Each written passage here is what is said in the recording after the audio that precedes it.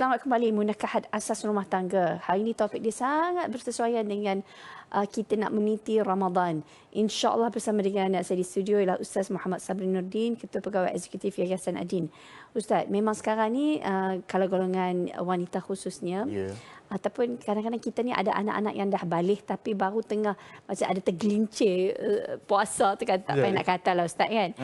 Kita nak kenalah ajak mereka juga kan, macam mana nak pastikan mereka menggantikan puasa dan sebagainya. Tapi yang salah satu golongan yang pasti nak buat macam mana, dah Allah bagi ujian macam tu kan, mereka yang melahirkan.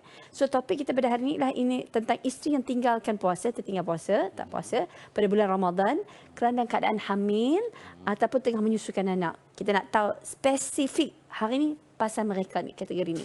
Okey, dan adakah dia wajib qada je ataupun dia perlu bayar fidyah sekali, ataupun fidyah tu dia ke kena bayar ataupun memang bukan dia yang kena bayar.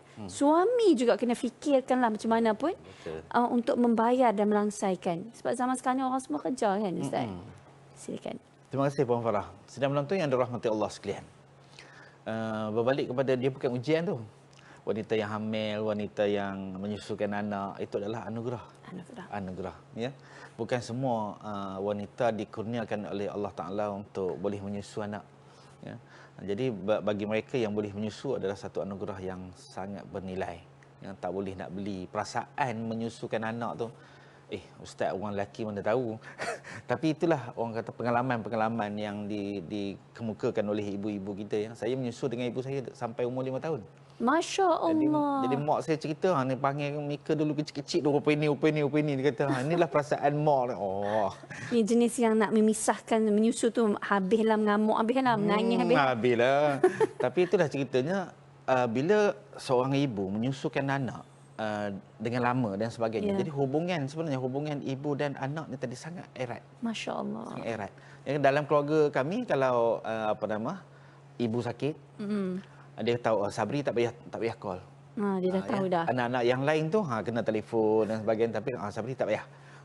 Sebab bila dia sebut je nama kita kan, kita yang tempat jauh ni terasa terdetik, apa mak ni kan. So call tengok tak bangkat. Besok balik tengok-tengok, ya dah 3 hari dah terbaring rupanya. Masya Allah, ada insting yang kuat. Ada insting yang kuat. Jadi ibu-ibu janganlah lepaskan peluang anugerah yang Allah Taala telah bagi untuk menyusukan anak ini. Yang rasa nak senang diri dan sebagainya, kita ambil susu formula dan sebagainya. Kalau boleh sebaik mungkinlah ya kita susukan anak, paling kurang pun umur 2 tahun. Ustaz, mata Ustaz bergenang bila bercerita tentang ibu menyusukan Ustaz, ibu Ustaz. Ya, betul. Masya Allah, bila nampak air mata tu nak melilih. Allahu Akbar.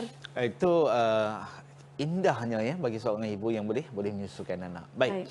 Apabila diberikan anugerah untuk menyusukan anak, tiba bulan Ramadan, yang mana ibu-ibu ni kadang-kadang tak mampu untuk meneruskan puasa. Ataupun bimbangkan anak dia. So ada 2 keadaan di situ. Yang pertama ialah ibu yang berbuka puasa kerana bimbangkan dirinya, ataupun ibu yang berbuka puasa kerana bimbangkan anaknya. Maka di sini ada 2 keadaan. Ataupun yang satu lagi, dia bimbangkan diri dia dan anak dia bersekali. Okeylah. Yang pertama, kalau kita lihat seorang ibu yang berbuka puasa kerana bimbangkan diri dia ataupun bimbangkan diri dan juga anaknya, maka bagi dia Allah Taala berikan keringanan, hanya wajib ganti puasa saja. Tak perlu bayar fidyah. Ya. Yang kedua, jika sekiranya seorang ibu ini dia berbuka puasa kerana anaknya ataupun kerana dirinya dan juga anaknya, maka bagi kes ini ya, kalau untuk anaknya sahaja wajib bayar fidyah dan juga ganti. Ataupun kalau berbuka puasa hanya untuk diri dia dan juga diri dan anaknya, maka itu hanya wajib ganti puasa, tak wajib fidyah. Okey. Yang mana ini menurut pandangan mazhab Syafi'i dan juga mazhab Hambali.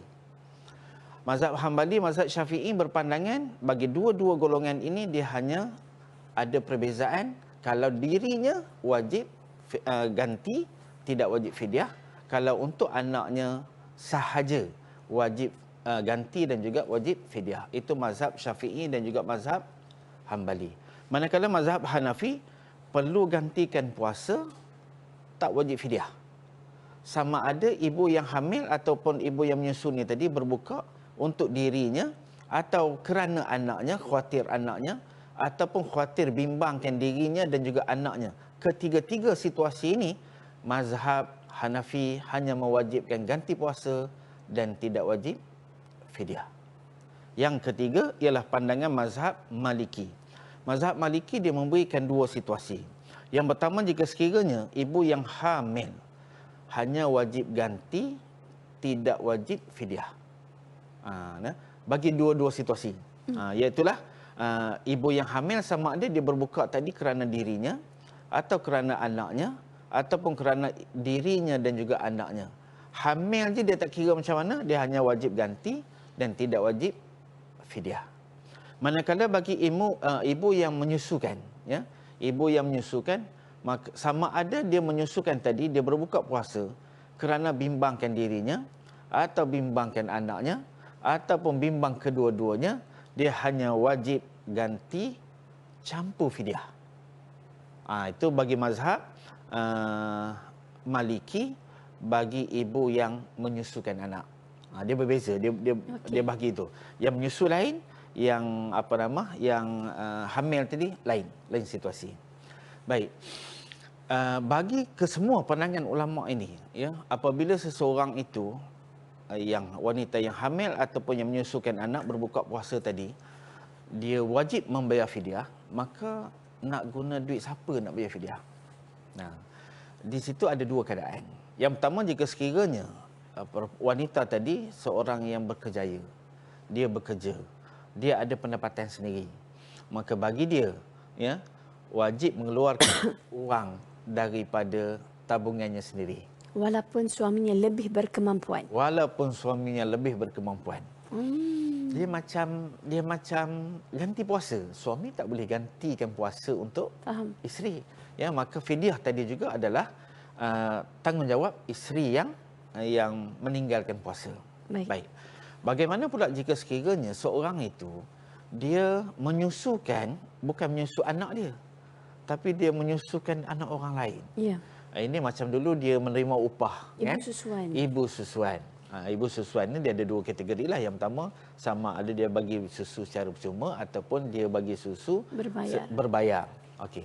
Begitu juga bagi ibu yang menyusukan anak susuan ini, ya, sama ada berbayar ataupun tidak, maka bagi dia wajib mengeluarkan fidyah tadi daripada tabungannya sendiri.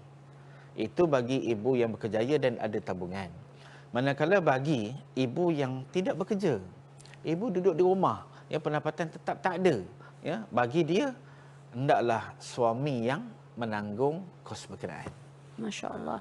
Katalah macam ada yang diberi upah tu, orang yang memberi upah tu kata tak apalah saya bayarkan. Asas kewajipan adalah di atas tanggungan wanita berkenaan. Baik. Ya. Jadi kalau ada orang nak tolong bayarkan, senang cerita, orang ni tadi serahkan duit kepada perempuan tadi, wanita tadi, dan wanita tadi bayarkan fidyah dia. Jelas. Itu lebih baik. Jelas Ustaz. Sebab zaman sekarang pun ada juga berbayar Ustaz. Betul. Ada. Okey Ustaz, sekarang ni kita nak pergi ke yayasan. Baik. Yayasan Ad-Din. Ini adalah satu platform dakwah yang kita perlu turut terlibat. Yeah. Sebab ini bukan satu perkara yang baru, tapi dah ada track record success story yang bertahun-tahun lamanya. Ya, jadi kita ni bukannya baru nak establish, tapi kita nak ajak orang sama-sama terlibat. Betul. Silakan Ustaz. Baik, terima kasih Puan Farah. Sedang menonton yang dirahmati Allah sekalian. Ya. Yayasan Ad-Din ini merupakan sebuah badan pertubuhan bukan kerajaan. Kita bermula daripada tahun 1994. Lama dah Ustaz. Dah lama dah, ya. Setakat hari ini, alhamdulillah kita sudah melahirkan sejumlah 1,792 orang pelajar yang telah khatam Quran. 30 tahun dah. Khatam Quran yang lulus ujian. Bukan orang kata habis itu sudahlah. Tak. Di Yayasan Ad-Din ini kita sangat menjaga kualiti, ya. Alhamdulillah. Yang kedua, pelajar yang belajar dengan kita dari semua kategori, sama ada daripada kategori orang yang berkemampuan maupun yang tidak berkemampuan. Jadi setakat hari ini kita ada, ya, lebih kurang 200 lebih, ya, pelajar yang khatam Quran, pelajar yang di kalangan pelajar asnaf. Yang mana untuk membiayai kos mereka ini sejumlah 3 juta kita perlukan setahun. Masya Allah. Untuk makan, minum, penginapan mereka, program-program, aktiviti pelajar asnaf ni, ya, sepenuhnya ditanggung oleh kita. Ya. Jadi kami menyerulah kepada sidang penonton yang dirahmati Allah sekalian, marilah bersama-sama dengan kami yang untuk kita membangunkan sebuah institusi yang setakat ini alhamdulillah Puan Farah ya, kita ada daripada sekolah rendah, ada menengah rendah, ada tahfiz menengah atas, ada program STAM, ada program KBD, kurikulum bersepadu dini, ya, kita ada program tahfiz vocational dan juga kita ada diploma tahfiz Al-Quran dan qiraat. Yang mana program diploma ini jururan pengajian percuma bagi semua pelajar. Tak kira asnaf bukan asnaf, kita bagi percuma. Bagi kos jururan pengajian. Biasanya kalau kita nak ambil diploma, satu program diploma itu kos lebih kurang 18,000. Tapi yang 18,000 ini percuma kita bagi. Kenapa kita nak galakkan anak-anak kita menceburi dalam bidang tahfiz ini di peringkat pengajian yang lebih tinggi? Kenapa? Bila ada sijil, ada diploma yang diiktiraf, anak-anak ni boleh sambung belajar ke peringkat yang lebih tinggi. Senang. Jadi balik besok, tenaga mereka ni diperlukan oleh negara kita. Jadi bagi tuan-tuan yang menyumbang bersama dengan kami, kita dapat lahirkan pelajar-pelajar yang berpendidikan tinggi dalam bidang Quran ini. InsyaAllah mereka balik besok, tenaga mereka diperlukan dan dakwah yang mereka sampaikan kepada masyarakat di seluruh Malaysia ini. Kita yang menyumbang, walaupun satu hari RM1, pahala kita dapat sama. Masya Allah. Ini yang lebihnya kalau kita menyumbang bersama-sama dengan program kita. Ada berapa cawangan pada hari ini? Alhamdulillah, setakat hari ini kita ada 26 buah cawangan. Masya Allah. Yang mana 26 buah cawangan ni Puan Farah, bukan kami kita kumpul duit semangat orang, kita beli bangunan, kita buat mat tahfiz, tak. Semua tanah-tanah ini adalah hasil daripada wakaf masyarakat. Masyarakat kita tengok Yayasan Adin ni dah boleh mampu buat. Tengok pelajar-pelajar yang lahir cemerlang. Alhamdulillah. Keputusan SPM kalau kita lihat 4 buah cawangan kita, setiap tahun keputusan 100% lulus. Masya Allah. SPM. Yang terkejutnya sains pun boleh lulus. 100% bagi setiap cawangan kita. Jadi ini menunjukkan bahawa anak-anak kita yang belajar di Mahat Tahfiz ini berpeluang untuk menyambung pendidikan ke peringkat yang lebih tinggi dengan mudah. Maksudnya bukan sahaja dalam ilmu agama, tapi pelbagai ilmu mereka. Pelbagai ilmu. Dan yang paling penting kita ada doktor, engineer, arkitek, semuanya yang betul-betul mencintai Al-Quran. Ya, insyaAllah. Masya-Allah. Puan Farah sebut engineer tu, kami dalam program dengan UPSI, yang Fakulti Sains dan Matematik. Untuk kita wujudkan program diploma matematik bersama dengan UPSI, Universiti Pendidikan Sultan Idris. Ya, ini pun kos lebih kurang 1 tahun hampir 200,000 untuk program ni. Jadi kalau tuan-tuan berminatlah nak tengok anak-anak kita berada dalam bidang engineering, marilah bersama-sama dengan kami nyumbang ni. Bukan senang nak cari 200,000 ni. Ya, tapi insya-Allah anak-anak ni besok bila dilahir dengan diploma matematik, dia boleh masuk bidang-bidang engineering, kedoktoran, perubatan dan juga dalam bidang pendidikan ataupun perguruan. Ya, jadi program tahfiz ini diteruskan dalam masa yang sama, ada diploma matematik. Baik. Sangat hebat. Ya. Masya Allah. Jazakallah khairan kathiran Ustaz. Jadi ayuh para penonton semua, ni satu platform bukan sahaja macam orang kata, alah anak-anak kita nak pergi mana? Ni holistik. Satu program holistik yang harus kita sama-sama terlibat. Mungkin anak kita dah dewasa, dah besar. Allah, terlepas dah zaman anak-anak aku. Kita boleh lagi terlibat. Ni zaman anak-anak kita juga ni. Anak-anak semua rakyat Malaysia. Ya, insya-Allah. Para penonton, ayuh bersama-sama dengan kita dalam berwakaf melalui Yayasan Ad-Din. Baik, kita rehat seketika para penonton. Terus bersama kami di Assalamualaikum. Terima kasih Ustaz. Ya.